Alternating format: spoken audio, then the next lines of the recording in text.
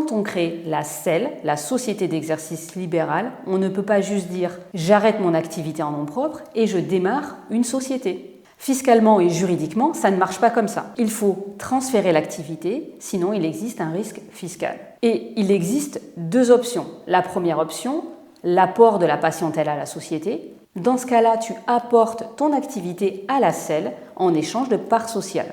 Et toi, tu deviens associé de la société qui possède à l'actif la valeur de la patientèle. C'est souvent une solution intéressante quand on veut se structurer. Pourquoi pas préparer une société holding ou organiser son patrimoine. Mais ça suppose une valorisation, un commissaire aux apports, une rédaction juridique spécifique et une vraie stratégie fiscale. Une validation du régime de report d'imposition pour ne pas être fiscalisé sur la plus-value.